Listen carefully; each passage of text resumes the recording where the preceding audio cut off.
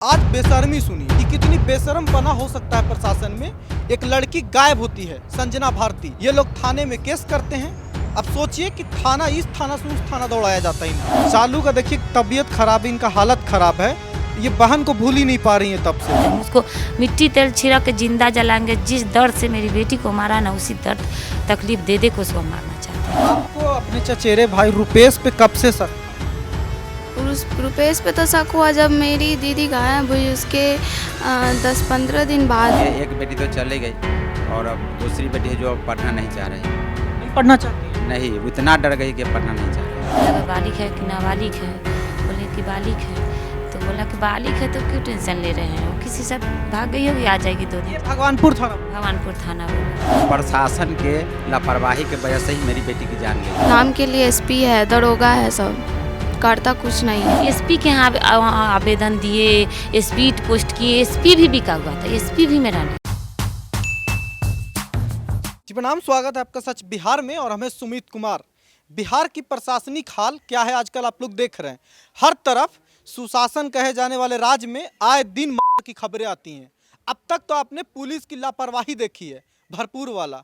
क्योंकि आजकल रोज हर दिन अगर हो रहा है तो बेखौफ हैं एकदम अपराधी यहाँ पे। और दूसरी बात, आज बेशर्मी सुनिए कि कितनी बेशर्मपना हो सकता है प्रशासन में।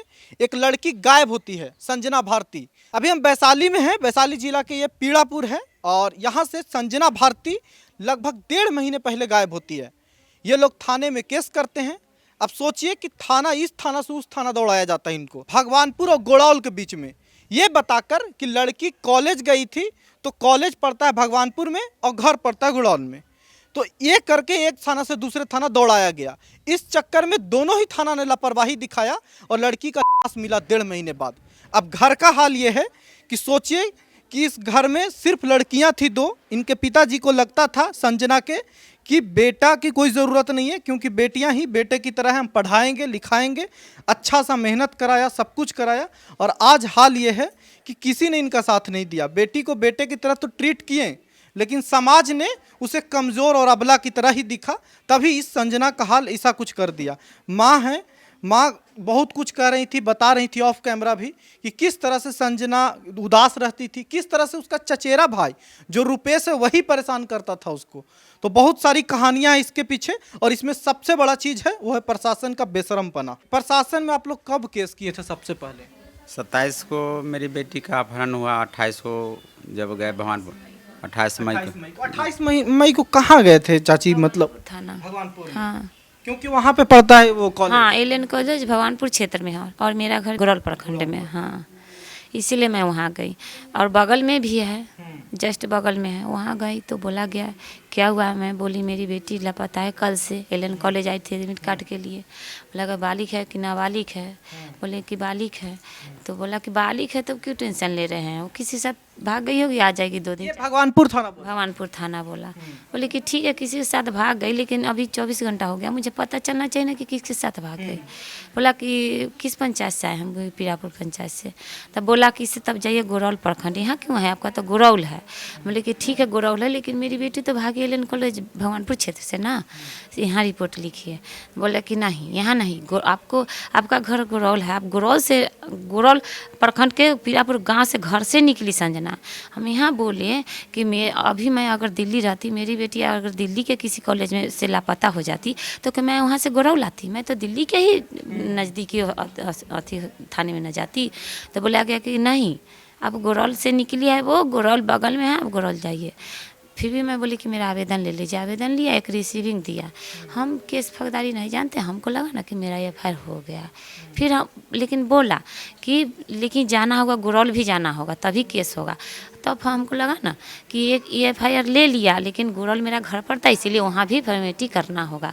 तब वहाँ भी हम आवेदन दिए, वहाँ भी आवेदन दिए। तो वहाँ से हम कागज नहीं लिए, ऐसे कुछ बातें उतें करते। क्या बोला गुड़ौल थाना आप लोगों को? क्या बोला? ये भी बोला कुछ ऐसा है? हाँ बोला, पूछा से क्या हुआ, हम कैसे से था यहाँ क्यों आए हैं, भगवानपुर थाने जाइए। भगवानपुर बोलता है कि गुड़ौल जाइए, या गुड़ौल में घर है, आप बोलते हैं भगवानपुर जाइए, भगवानपुर में कॉलेज है, तो मेरा आवेदन लीजिए। तब आवेदन लिया, लेकिन रिसीविंग नहीं दिया। कल होके हम बेध्यान होके चले, कल नहीं परसों होके गए। बोले कि आप मुझको उसका रिसीविंग नहीं दिया। बोला कि क्या चीज़ का? हम क्या आवेदन दिए सो आपको? तो बोला कि कहाँ दिया आवेदन? आवेदन दिए हुए हैं, बोला है कि नहीं दिए हैं। कहा दिया कि नहीं दिए हैं? नहीं दिए हैं आवेदन। उसी क्रम हम 15-16 वो लोग पैसा लिया था? हाँ, दोनों थाने पैसा लिया था एकदम। तब तो मेरा नहीं सुन रहा था।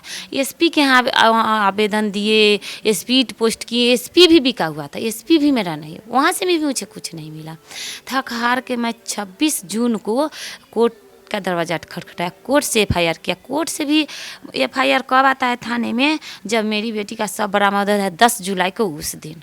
मतलब आप लोग बैठी हुई नहीं थी कि देखिए केस कानून कम जानते हैं गांव देहात के लोग, फिर भी इतना कुछ किए। और कितना मतलब बेशर्मी से और कितना आसानी से कहा जा सकता है कि बेटी भाग गई होगी। देख लो, सोचिए अपनी मतलब जिम्मेदारी से बचने का ये तरीका था दोनों थाना का। बिका हुआ नहीं था दोनों थाना एसपी। तो वो जो अपराधी पक्ष से उसकी बीवी मुझ पे मारपीट का केस किया 2 दिन पहले। 10 जुलाई को मेरी बेटी का शव बरामद हुआ, 8 या 7 जुलाई को केस किया। उसके वेरिफिकेशन में दोनों थाना आया उसके दरवाजे पर। हाँ, तो आप लोग पे केस क्यों की मारपीट का? ऐसे ही हम लोग उस पर किए हुए थे ना एफआईआर, इसीलिए गुमराह करने के लिए, केस हल्का करने के और लिए। उसमें आ गया दोनों थाना? हाँ, उसमें दोनों थाना आया उसके वेरिफिकेशन में। लेकिन दोनों जब अगल बगल से पता किया होगा, शर्म लगा होगा, तो बोला कि ये केस ऊपर से ऊपर ही माने अथी हो जाएगा। लेकिन आया तो आया ना। अच्छा एक बात बताइए, जब वो बोला कि भाग गई होंगी तो आप लोग को क्या लगा? पहले भरोसा हुआ कि सच में गई होगी या फिर नहीं हुआ? नहीं, क्योंकि भागी ने, मेरी बेटी अगर भागती तो उसका मोबाइल स्विच ऑफ नहीं होता। मोबाइल जब मैं फ़ोन की, थोड़ा लेट हुआ, बोली कि हम आधा घंटा में चल आएंगे, 12 बज गया, मैं फ़ोन की, मोबाइल स्विच ऑफ होता है।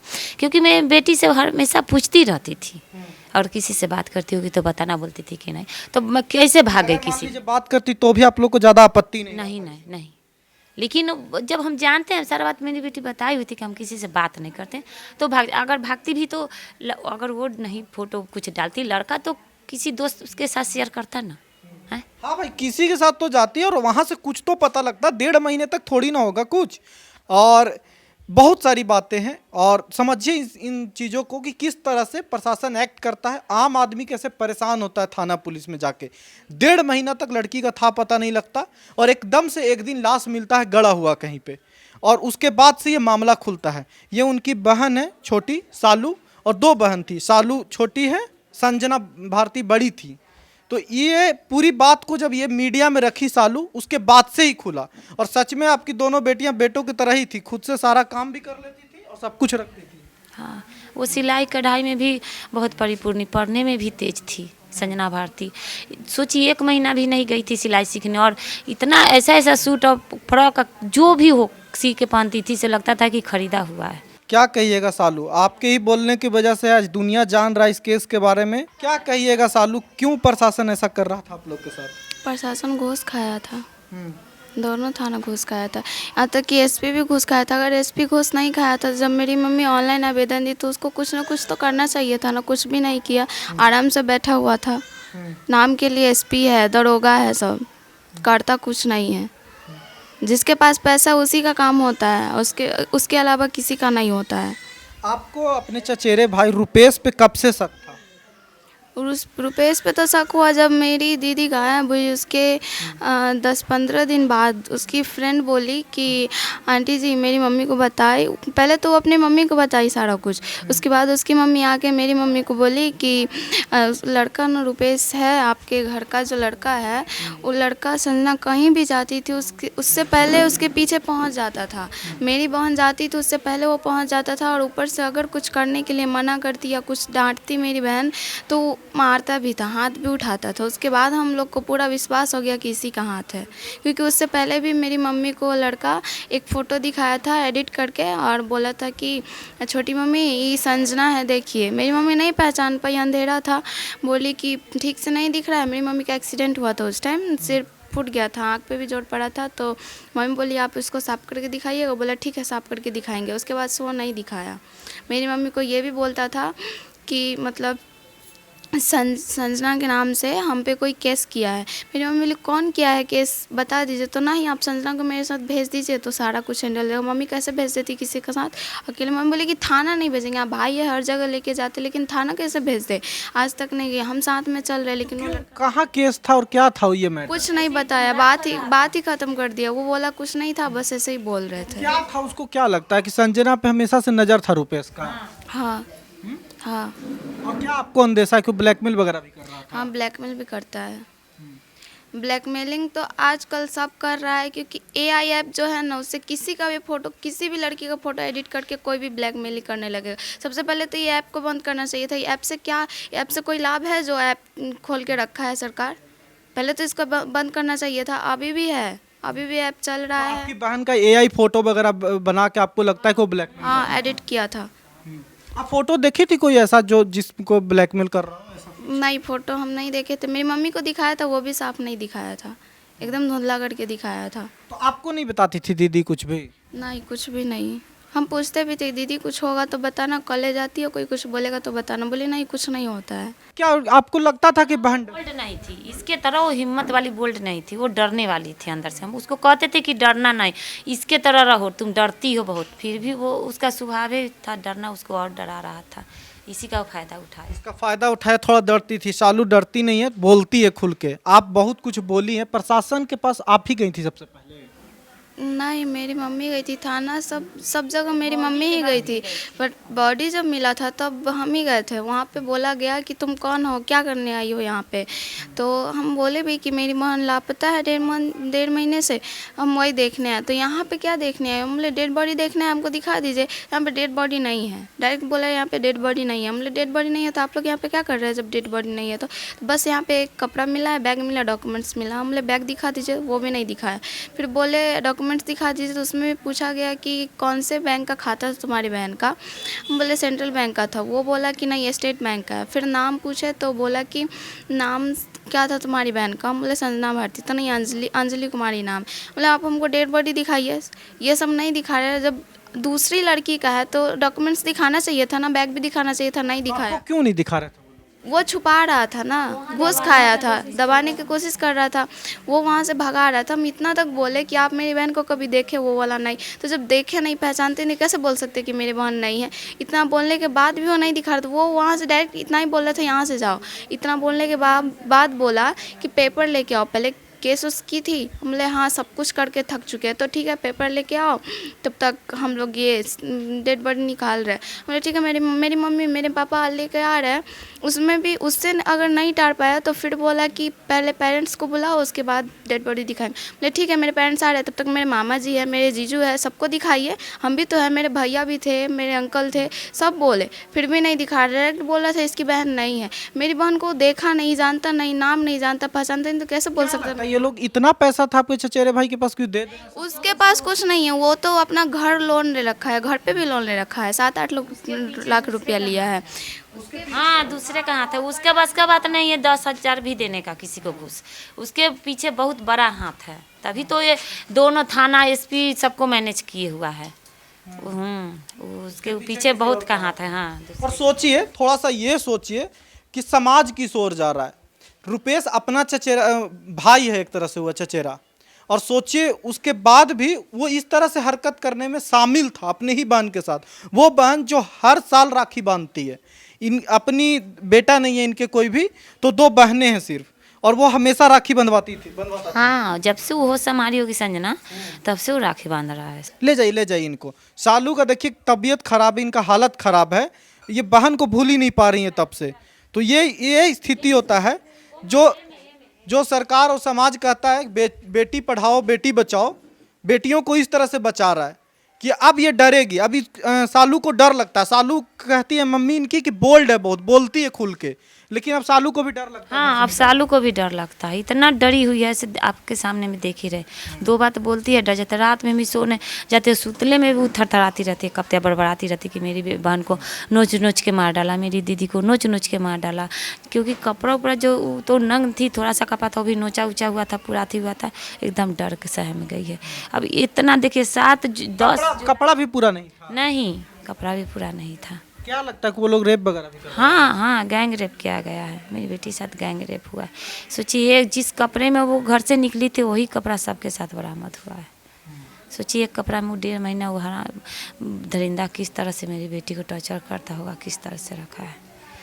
अभी तक क्या हुआ? प्रशासन लगी हुई है खोजे। अरे चाहता तो एक दिन में वो हरामी को पकड़ लेता, उसके साथ साथ पूरा गैंग को पकड़ता। क्या कर रहा है? अभी तक एक अपराधी को भी नहीं पकड़ सकता है। क्या चाहते हैं वो लोग के साथ, क्या कार्रवाई? उसको तो हम तो यही सोचते हैं कि हम मेरे हवाले कर दे, पूरे समाज के हवाले कर दे। हम उसको मिट्टी तेल छिड़क के जिंदा जलाएंगे। जिस दर्द से मेरी बेटी को मारा ना, उसी दर्द तकलीफ दे दे के उसको हम मारना चाहते हैं। नहीं तो उसको फांसी की सजा, जेल नहीं, जेल होगा फिर छूटेगा, फिर वही क्राइम करेगा। हमें नजर के सामने रहेगा। सोचिए कि कहाँ मतलब पब्लिक में इतना प्रशासन से भरोसा गया है कि कह रही है कि खुद हमें कानून हाथ में लेना है, हमें ही हवाले कर दो।